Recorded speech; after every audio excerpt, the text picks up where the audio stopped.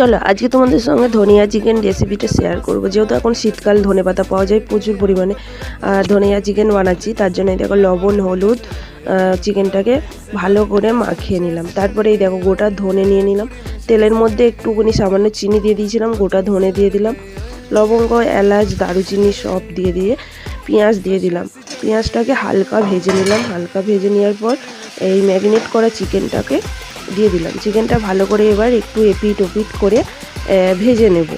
ভেজে নেওয়ার পর তারপর মশলা দেবো। আর এই চিকেন ভাজতে গিয়ে কিন্তু অনেকটা পরিমাণ জল বেরোয়, আর লেগ পিসগুলো দেখেছো কত বড় বড়।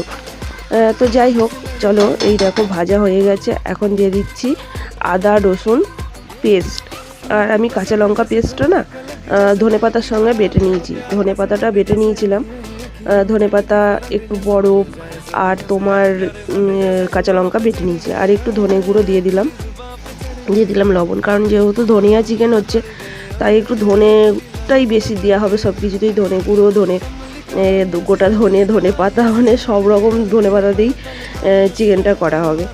তো সব কিছু মশলা দিয়ে ভালো করেই দেখো কষিয়ে নিলাম। দেখতেই পাচ্ছ ভালো রকমই তেল ছেড়ে দিয়েছে পাশ থেকে। তারপরে দেব কি বলতো, কাজু বাদাম বাটা। বেশি নয়, অল্প একটু কাজু বাদাম বেটে নিয়েছিলাম, এই কাজু বাদাম বাটাটা একটু দিয়ে দিলাম প্রথমে। তারপরে এটাকেও ভালো করে এবার একটু কষিয়ে নেবো কাজু বাদাম দেওয়ার পর।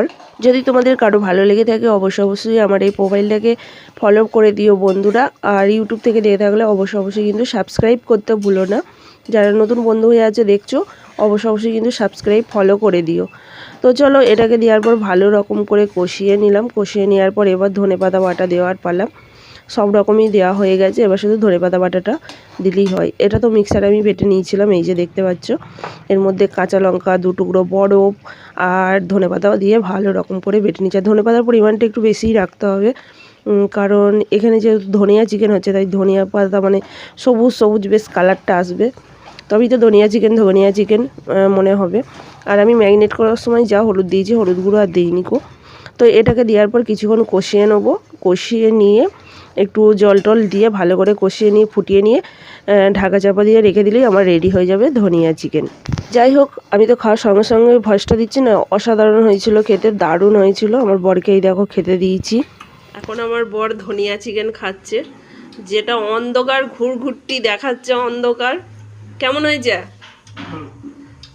ভালো হয়েছে বললো বাবা, ভাবা যায়। বলছে আরও ঝাল দিলে ভালো লাগে।